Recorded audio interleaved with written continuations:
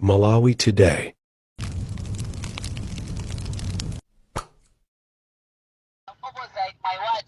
Kumene madriver komanso agalaliki amene amagwira ntchito ya megi akudandaula nkhani ya allowance. Madriver amenewa atiuza zonena kuti anawatuma ntchito ya megi anachoka makwawo pawani kukagwira ntchito ya megi maboma osiyanasiyana kuno kumwera. Mwafika pano anangowapatsa 50% ya ndalama. Atafika kunoko anauza poyamba noti mwafika mwanu mukalandira ndalama. Atafika umene kwamaliza ntchito anauza kuti abwere blantyre kuno. Atafika so blantyre kuno auza kuti apite Lilongwe.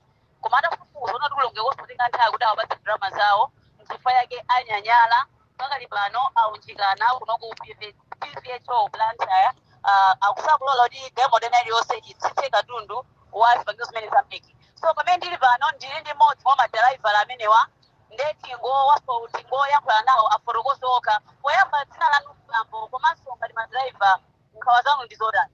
Ine ndine Fraction Muhiwa. Ifeyo madriver amene tinanyamula ballot paper kuchokera ku Lilongwe tinalowa kunoko pawani. Magamoto athu ifeso ngati madriver anatisaina pawani. Koma tanatuza kuti ndalama mukalandira ku Lilongwe. Tinanyamuka ena ku Blantyre, ena tinanyamuka ku Nzuzu, ena ku Zomba, ena ku Mangochi, kukafika ku Lilongwe. Tinafika ku Lilongwe kuja tinavutika so kwamba tinakhala almost 4 days osatipasa ndalama. Tinachita so kupanga strike so kuti kulumikizana kunena kuti tapange so ameki atipase so ndalama. Ndipo ameki anatipasa ndalama zochepa. Ndipo achire ameki ananena kunena kuti takupasani ndalama 50%, tikupasani so ndalama zina 50%. Kufikisa lero tapita masaiti tapita ntchito almost muna 2 weeks zili muchire. Koma kufika lero ndalama zosizi kudadi sizikubwera. Ndipo sizikulowa nkhalinga ndi munthu mmodzi kali pamene akulosa ndalama. Chifukwa chimene chocho ife lero kuno tasifika sitisisa katundu chifukwa chonena kuti ife tikasisa katundu sitikuona kokapeza anthu ameki amene wawa.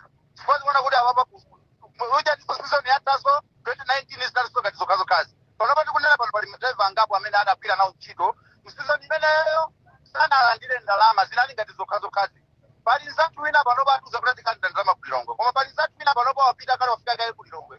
Ku Lilongwe kosampasa 8 liters ya mafuta kumabweraso kuno. Tolinga chotati ndalama zolandira kuno. Ndikuona kuti tidafusa amene amativangawo I don't know if ndati pa akachikalipo tidafusa achikalipo akunena kuti akutikalipira akuna kuti ifeyo sitikuziwa china chinthu chimene tikupanga ndipo timene kutivutika ndipo iwo satithandiza ifeyo achikalipo yomweyo ku Lilongweko kuti amene wambweza so zatu ku Lilongweko akumbweza ndalama za atiteko ndi ifeyo lero sitikulola sitisisa kuchina chilichonse pano bali lache ndalama zosizilowe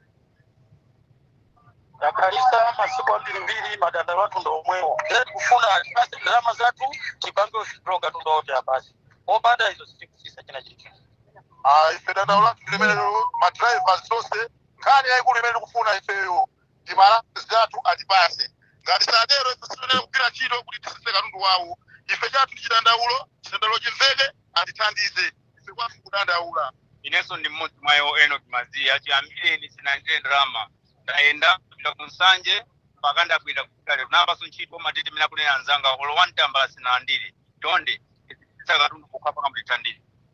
Mmenemo ndimene zilili nzanga kuno ku Blantyre amene madriver amene wawa dandaula nkhani imene ya allowance akufuna athandizike. Tiliso ndi mmodzi mwa magalaliki amene akuyimira magalaliki pano kuti angofotokoza kuti iwowo ndokhudzikaso bwanji. Alright, zikomo kwambiri. Ineyo ndi mmodzi wa ma constituency stores clerk amene tinabwera kuno kuti tisasiye katundu.